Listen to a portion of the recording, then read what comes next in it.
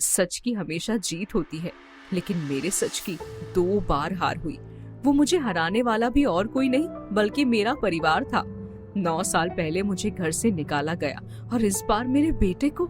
मैं सब कुछ भुला सकती थी, लेकिन अपने बेटे की बेइज्जती नहीं। आखिर इस सब में उसकी क्या गलती है? वो तो इस बात से भी अनजान है कि उसकी माँ का गुनहगार कौन है। और संजय, ये वो संजय नहीं रहा जिससे मैंने कभी प्यार किया था। इस संजय की आंखों पर कनिका के प्यार की पट्टी बंधी हुई है और मैं कितना भी सच चीख चीख कर बोलूं, वो पट्टी नहीं खुलेगी। मैं बिना कुछ कहे पीयूष को नानी के घर लेकर चली गई। मैं वापस देश छोड़कर जा ही रही थी कि नानी की एक कसम ने मुझे रुकने पर मजबूर कर दिया। क्या होगा अब अंजाम मेरे इस फैसले का? मैं हूँ नेहा और ये है मेरी कहानी। 1 हफ्ता हो चुका था मुझे और पीयूष को नानी के यहाँ रहते रहते। पीयूष बहुत खुश था। उसे वो परिवार का प्यार मिल रहा था जिसके लिए वो बचपन से तरस रहा था, और मुझे किसी भी हाल में उसकी इस खुशी को बरकरार रखना था। इसलिए मैंने ये फैसला कर लिया था कि अब चाहे जो हो जाए, पर मैं अपने घर वालों की परछाई तक पीयूष पर पड़ने नहीं दूंगी। मैं और पीयूष आज भी रोज की तरह बाहर घूमने गए थे और वापस घर लौटने पर वो हुआ जिससे मेरा दिल दहल गया। नेहा बेटा, तुम्हारे जाने के बाद यहाँ 2 खतरनाक दिखने वाले लोग आए थे। वो तुम्हारे और पीयूष के बारे में पूछ रहे थे। मैंने उनसे कह दिया कि यहाँ मेरे अलावा और कोई नहीं रहता। फिक्र मत करो, मैंने उन्हें भगा दिया। उनमें से एक के पास गन भी थी। मुझे माफ कर दो नानी, मैंने आपको मुसीबत में डाल दिया। ऐसा मत कहो बेटा, तुम और पीयूष यहाँ कभी भी आ सकते हो। पर क्या तुम्हें पता है कि वो लोग कौन थे या उन्हें किसने भेजा था? नहीं, लेकिन मुझे किसी पर शक है। पीयूष, तुम आज नानी के साथ रहना, बाहर बिल्कुल भी मत निकलना। मैं बस यूँ गई और यूँ वापस आई। लेकिन मैं आपके साथ क्यों नहीं चल सकता? क्योंकि मैं जहाँ जा रही हूँ वहाँ बहुत गंदे लोग रहते हैं। तो फिर आप क्यों जा रही हैं? हाँ, सच कहूँ तो मुझे भी नहीं पता। लेकिन वो सब छोड़ो, तुम यहाँ रुको, नानी के साथ खेलो और टीवी देखो। ये बाय बेटा, मैं जल्दी आती हूँ। Bye pizza. अरे नहीं, मम्मा तो अपनी दवाई भूल गई। आखिर वो घड़ी आ ही गई जिसके लिए कनिका ने मेरी जिंदगी बर्बाद की थी। वो घड़ी थी कनिका की संजय से शादी।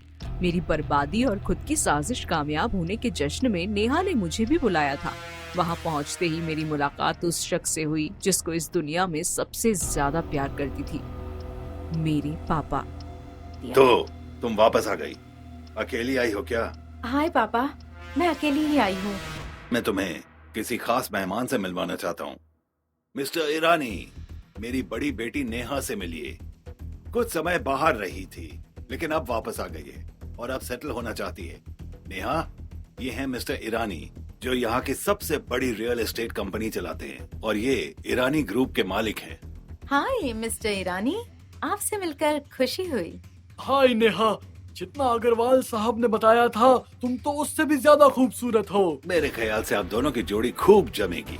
ये आप क्या कह रहे हैं पापा? अरे नेहा बेटा, ईरानी साहब तुम्हारा पूरा ख्याल रखेंगे। हाँ, ये जोड़ी तो खूब जमेगी। मेरे पापा से मैं सिर्फ नाराज थी, लेकिन अब जो पापा करने जा रहे थे उसके बाद तो मैं उनसे नजरें भी नहीं मिला पा रही थी। मुझे लगा था अब पापा ने मुझे अपनी खुशियों में शामिल करने के लिए वापस बुलाया है, लेकिन वो तो मेरा और मेरी खुशियों का सौदा कर रहे थे। उनकी इस हरकत को मैं समझने की कोशिश कर ही रही थी। अरे, ये बच्चा किसका है?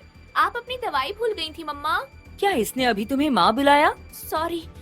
मिस्टर अग्रवाल, आपने ये नहीं बताया था कि इनका बेटा है। अरे नहीं ईरानी साहब, ये इसका बेटा थोड़ी है। ये तो बस एक गलती है जिससे हमें छुटकारा मिल जाएगा। नहीं, ये मेरा बेटा है, मेरा ही खून है और इस हैसियत से ये आपका नाती है पापा। तुम और तुम्हारा ये बेटा मेरे नाम पर कलंक है। ये नाजायज लड़का मेरा नाती नहीं हो सकता।